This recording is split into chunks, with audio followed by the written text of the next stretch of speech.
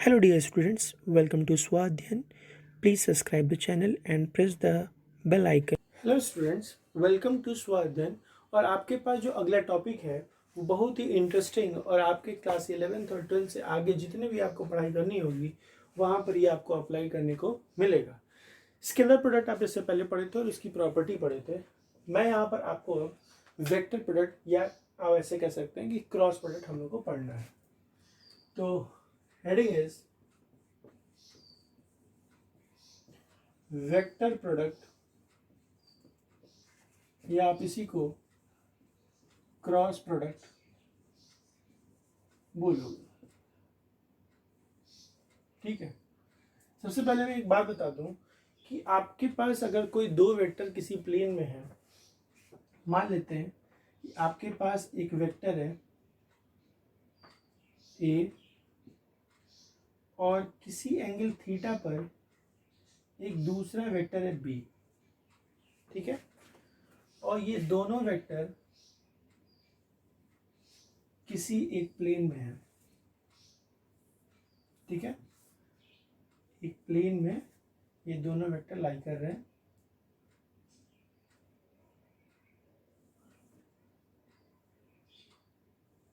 किसी प्लेन में है ये दोनों वेक्टर्स। ठीक है, मान लेते हैं कि ये कोई एक प्लेन है और इस प्लेन में ये दोनों वेक्टर ए और बी किसी थीटा एंगल पर प्रेजेंट है। अब क्या करना है आपको कि इन दोनों वेक्टर का क्रॉस प्रोडक्ट निकालना है। तो वेक्टर ए और वेक्टर बी का क्रॉस, तो आपको यहाँ पे क्रॉस का ही निशान बनाना होगा। डॉट पे हम डॉट बनाते हैं। इसका क्रॉस जब आप करेंगे तो जो इसकी वैल्यू आएगी ए क्रॉस बी, वो इसके प्लेन के ठीक परपेंडिकुलर आती है। मतलब आप ऐसे कह सकते हो कि ए क्रॉस बी की वैल्यू ए और बी के प्लेन के परपेंडिकुलर होती है। मतलब this is the direction of A cross B. और इस ए क्रॉस बी की वैल्यू होती है magnitude of A into magnitude of B into sine theta, और फिर आपके पास एक यूनिट वेक्टर होता है एल। ये होता है ए क्रॉस बी की वैल्यू। तो अगर आपसे पूछा जाए कि वेक्टर प्रोडक्ट क्या है, तो आप कहोगे कि वेक्टर प्रोडक्ट को डिफाइन करते हैं कि जब भी किसी दो वेक्टर का हम लोग क्रॉस प्रोडक्ट करें तो वो बराबर होता है मैग्नीट्यूड, दोनों वेक्टर के मैग्नीट्यूड के साइन थीटा के, जो कि परपेंडिकुलर होता है plane of vector A and vector B. तो आप कह सकते हो कि vector product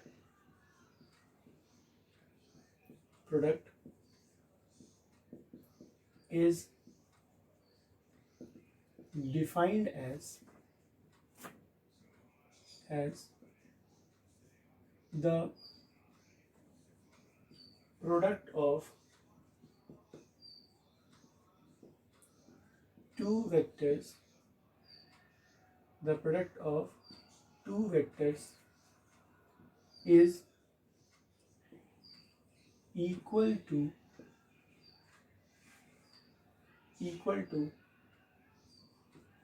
the product of magnitude of the vectors and sine of angle between them, which is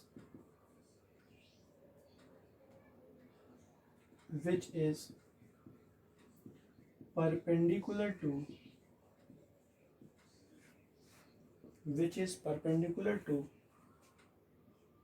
the plane of two vectors। इतनी बात समझ आ रही है? तो ए क्रॉस बी अगर हम करते हैं तो इन दोनों वेक्टर के परपेंडिकुलर आएगा। तो ये आपके पास आ गया ए क्रॉस बी की वैल्यू। अगर आपसे कहा जाए कि आप ए क्रॉस बी का मैग्नीट्यूड बताइए, तो ए क्रॉस बी का मैग्नीट्यूड होता है magnitude of A into magnitude of B and sine theta. पास में आ रही है? ठीक है, आपसे मैग्नीट्यूड पूछा गया है, सिर्फ अगर ए क्रॉस बी पूछा जाए तो magnitude of A into magnitude of B sine theta into N unit vector. यहाँ पे एन क्या है, एक यूनिट वेक्टर है जो कि in the direction of A B है। तो यहाँ पे आप चाहो तो लिख सकते हो कि इन द above equation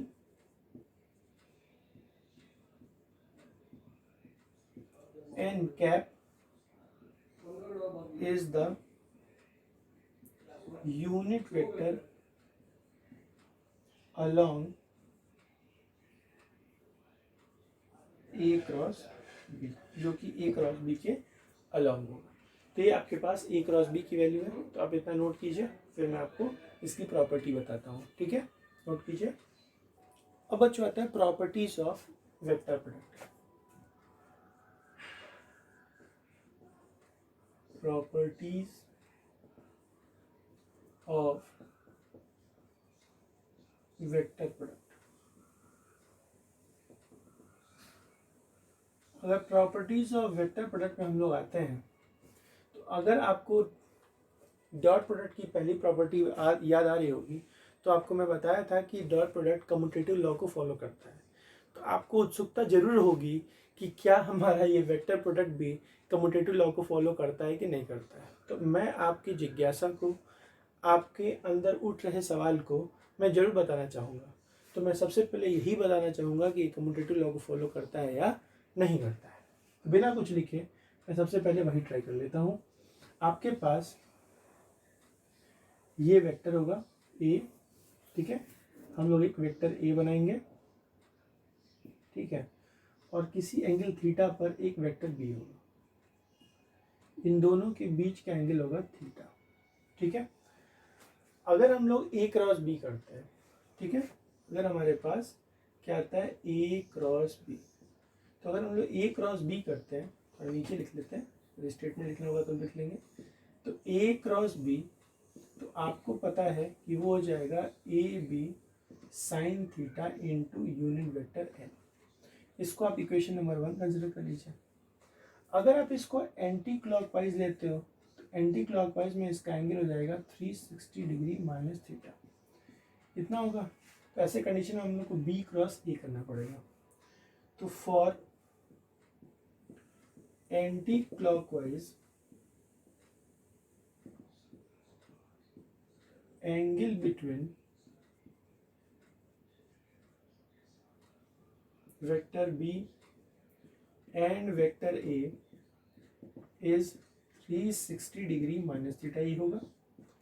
तो अब आप क्या लिखोगे कि B cross A is equal to B A sine 360 degree minus theta into N vector. आपको मैथमेटिकल टूल्स में ऑलरेडी मैं बता चुका हूँ कि साइन 360 माइनस थीटा होता है माइनस साइन थीटा।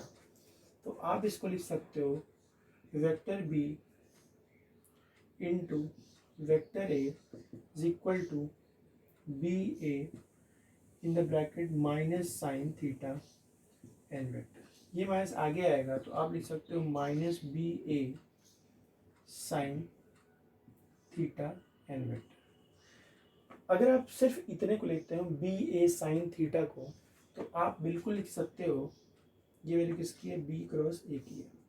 तो यहां से आप लिख सकते हो B cross A is equal to negative of A cross B. इसका मतलब आप एक चीज क्लियर कर लो कि B cross A cross B के बराबर नहीं होगा। इसका मतलब ये कम्यूटेटिव लॉ को फॉलो नहीं करता है। तो आप सीधा सीधा मतलब आप ये समझ लीजिए, since A cross B is not equal to B cross A, इसका मतलब कि हमारा जो वेक्टर प्रोडक्ट है वो कम्यूटेटिव लॉ को फॉलो नहीं करता है। लिख लेंगे वेक्टर प्रोडक्ट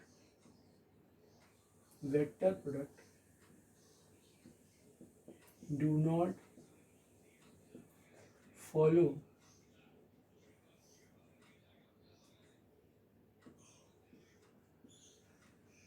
कम्यूटेटिव लॉ, तो ये कम्यूटेटिव लॉ को फॉलो नहीं करेगा। तो ये आपकी पहली प्रॉपर्टी, आप इसको नोट कीजिए। तो ये जो आपका क्वेश्चन था वो तो क्लियर हो गया। दूसरा क्वेश्चन भी आपके दिमाग में चल रहा होगा। दूसरा क्वेश्चन ये चल रहा है कि सर आपने डॉट प्रोडक्ट में बताया था कि जो डॉट प्रोडक्ट होता है वो डिस्ट्रीब्यूटिव ओवर एडिशन को फॉलो करता है, तो क्या ये भी फॉलो करेगा? हाँ, अब ये फॉलो करेगा, लेकिन ध्यान ये रखना होगा कि वेक्टर का ऑर्डर आप नहीं बदलेंगे, ठीक है? जो जहाँ है वो वहीं रहेगा। तो सेकेंड प्रॉपर्टी आप लिख सकते हो कि वेक्टर प्रोडक्ट फॉलो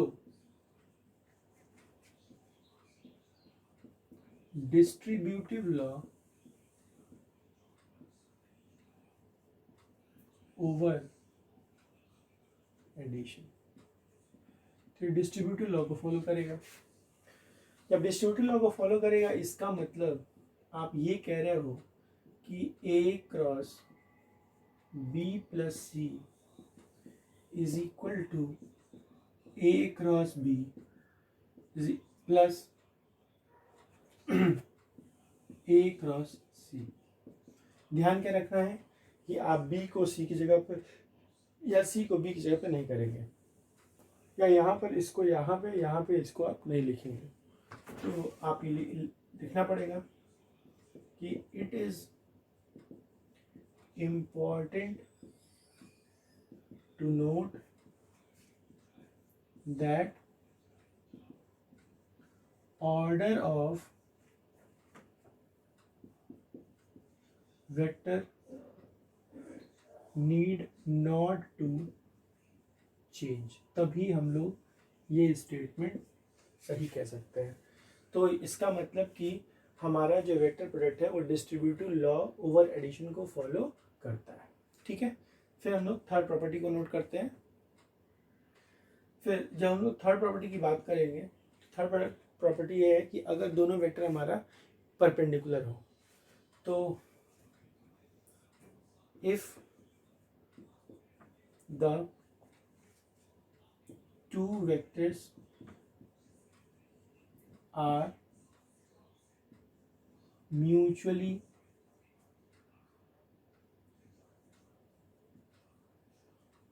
perpendicular। जब म्यूचुअली परपेंडिकुलर होगा तो ऐसे कंडीशन में आप कह सकते हो कि ए क्रॉस बी की वैल्यू आपने लिखा ए बी साइन थीटा, ठीक है? अब थीटा की जगह पे क्या आ जाएगा? म्यूचुअली परपेंडिकुलर की वजह से 90 डिग्री।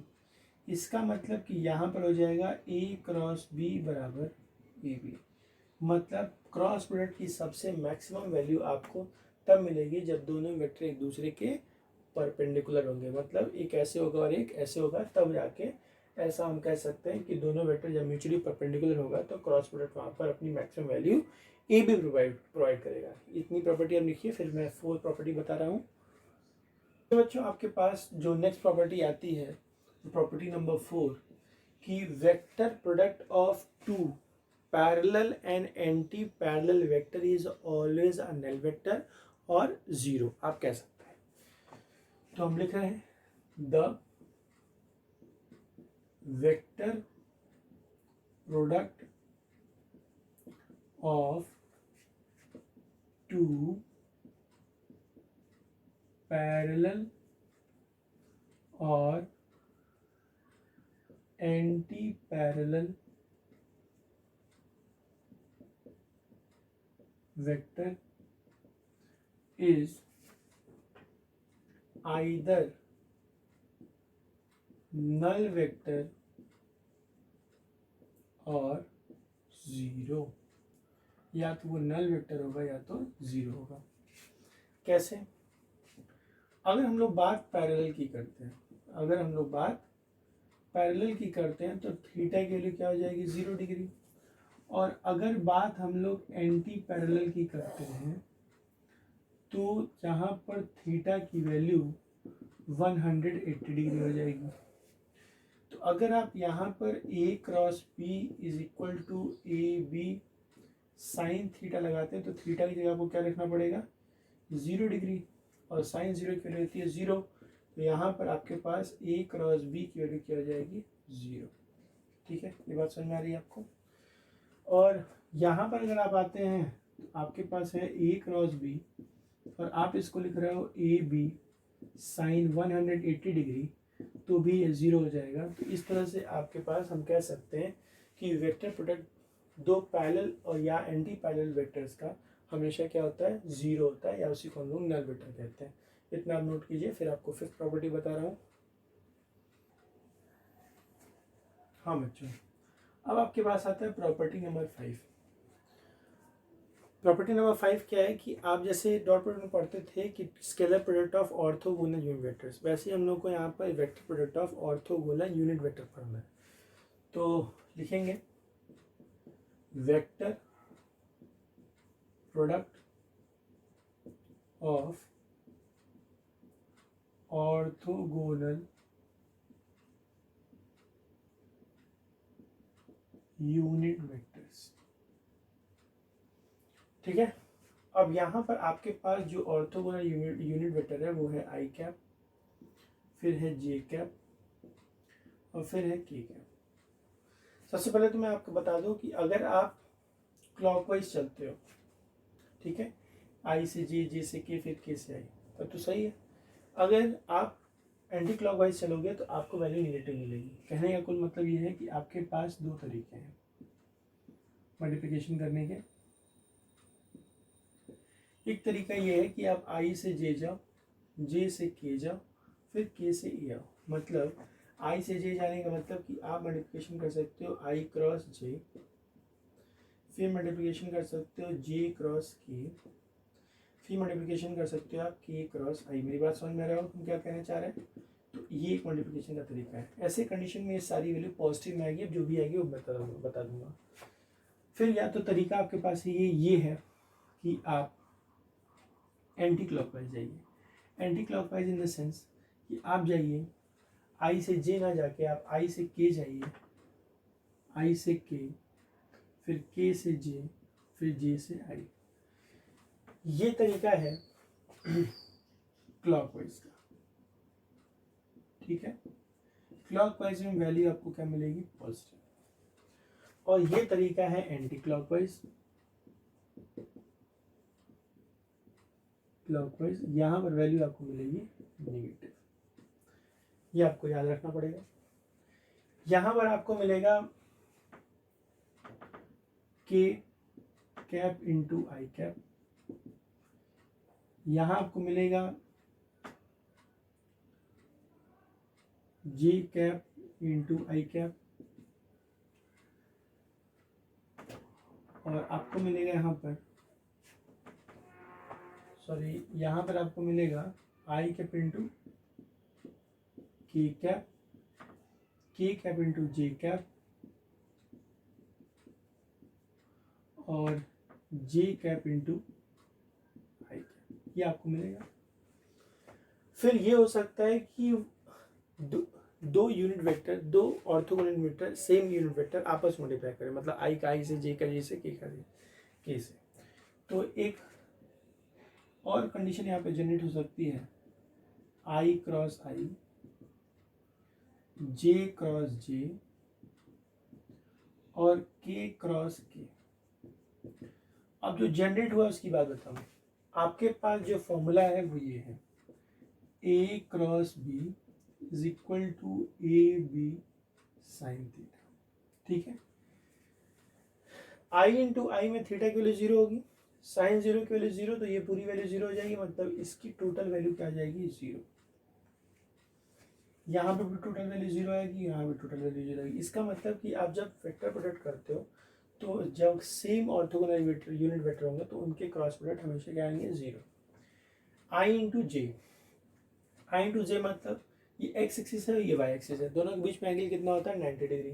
तो साइन 90 के लिए कितनी हो जाएगी, 1, और ए और बी दोनों का मैग्नीट्यूड भी 1 ही है, तो यहाँ पर ए आई इंटू जे की वैल्यू क्या हो जाएगी, +1। ये भी +1 और ये भी +1। लेकिन जब यहाँ पर आप आओगे के इंटू आई, तो यहाँ पर ऑर्डर एंटी क्लॉकवाइज है, और एंटी क्लॉकवाइज ऑर्डर यहाँ पर मतलब -1, ये -1 और ये भी -1। तो ऑर्थोगोनल यूनिट वेक्टर का मल्टीप्लिकेशन कुछ इस तरह से होगा आपके वेक्टर प्रोडक्ट में। तो आप इसको नोट कीजिए, फिर आपको मैं नेक्स्ट प्रॉपर्टी बताने की कोशिश करूँगा। चलो नोट करो। फिर नेक्स्ट कि दो वेक्टर अगर अपने रेक्टेंगुलर कंपोनेंट में है तो उसका क्रॉस प्रोडक्ट कैसे होगा। तो vector product of two vectors in their rectangular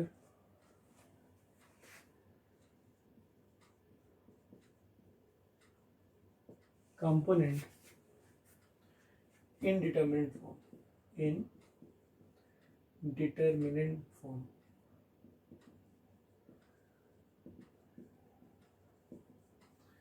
ये वाला तरीका तो आपको एकदम अच्छे से आना चाहिए, क्योंकि यहाँ पर आपके पास मैं एक रेक्टेंगुलर वेक्टर ए ले रहा हूँ, जिसमें हमने कंसिडर किया ए एक्स आई कैप, ए वाई जे कैप और ए जेड के कैप। और दूसरा रेक्टेंगुलर वेक्टर हमने कंसिडर किया बी, और उसको हमने कंसिडर किया बी एक्स आई कैप प्लस बी वाई जे कैप प्लस बी जेड के कैप। अब इन दोनों वेक्टर का हमको क्रॉस करना है। तो यहाँ पर हम लोग को जो तरीका लगाना है वो तरीका है डिटर्मिनेंट मेथड। तो आप सबसे पहले दो मॉड बनाओगे डिटर्मिनेंट की तरह, और यहाँ लिखोगे आप आई कैप, जे कैप और के कैप। पहले वाले वेक्टर के आई कैप, जे कैप और के कैप का जो भी कोफिशिएंट होगा आप उसको नोट करोगे। तो आई कैप का कोफिशिएंट है यहाँ पर ए एक्स, जे का कोफिशिएंट है ए वाई और के का कोफिशिएंट है ए जेड।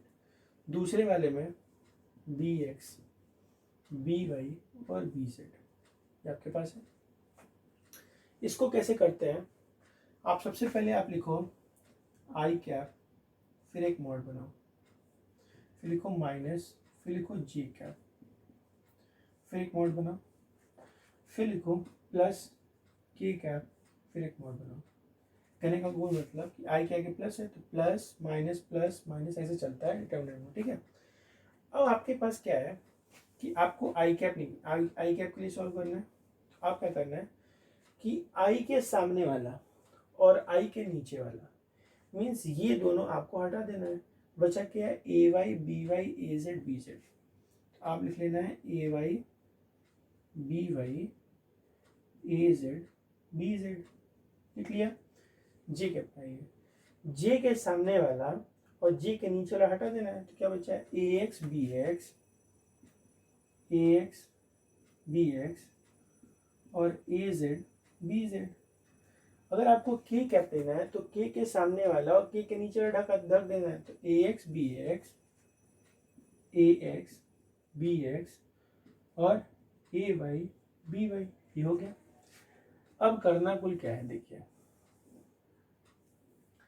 करना ये है कि आप इसको सॉल्व करोगे।